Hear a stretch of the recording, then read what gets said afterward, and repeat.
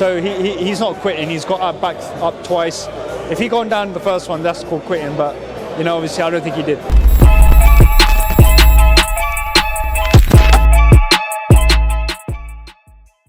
Pro boxing fans here in Manchester for Smith versus Eubank 2 on the undercard.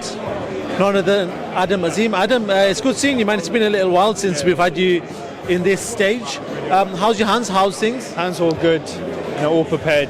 First of all, I'd like to say, how are you, bro? It's been a while myself. Yes, bro, everything's all right, man. It's always good to get asked. First of all, condolences to yourself, to your family about the passing away of your granddad. Everyone from pro boxing fans wants to send that message to yourself. But you said very clearly, that's going to give me a boost for this fight. This fight is in the name of my granddad. I'm going to make sure that victory happens. How much of a boost is it? It's a big, massive boost. It's like another shock into my body because I'm really, really eager to get that knockout or win on Saturday night. And I feel like, I'm going to do a big job on Saturday night. I don't care what way it is, but I need to do that job. So obviously he was at the press conference table and he was fiery. He wanted to let you know that, listen, he's not a walkover. He's going to come and win. That's what you need right now. You need the fighters that are going to have that mentality. At this stage of your career, you could easily be pushed into fighting people that are just there to be in the ring and give you a couple of rounds. But it's good to have these fights at this stage, right? Yeah, it makes sense, obviously. Any opponent that faces anyone, they should be confident that they're going to win. So what's the point in boxing if you're going to go into a ring that you're not confident? Obviously, he said he's confident. He's not a pushover. I've had a 10-week camp. I've not even seen my family much. I've not even gone to Pakistan to my granddad's burial. I'm here, training hard, focusing, and obviously he ain't no walkover to me. He's a guy who's in my way to a world title. So, talk to me. With this injury, there's been a bit of a delay. Has that delayed you in your career? Do you feel like the fights need to come fast now, or you're 21 years old, just let it play out as normal? I'm still young, innit? So I'm still looking good. It's still young, but I feel like it's going all the way I wanted, innit? It's just one more fight that I'm not doing this year, but I've got another fight end of the year, so we're seeing it. It's all good. When's that homecoming? I'm sure at some point there's going to be a homecoming for Adam Azim who is going to be fighting close to his ends in Slough or wherever. Is there something planned in the future, maybe? Hopefully after this fight, I've got something planned back in Slough, maybe. So it's going to be good. I want to get the job done on Saturday, but hopefully, probably end of the year or next year, I'll get him back in Slough somewhere, innit? I know you've got a big fan base, which is why I asked you that question. I do want to quickly move away from yourself because I do know you want to go and sort of have a bit of a rest. A fight in the division and the fight lingering and a lot of talk happening is Regis Prograis against Devin Haney. Obviously, we've seen what Haney's done against Lomachenko. Talk to me about that fight. If that fight was to happen, who wins that fight? It's a very good fight. It's a 50-50 fight.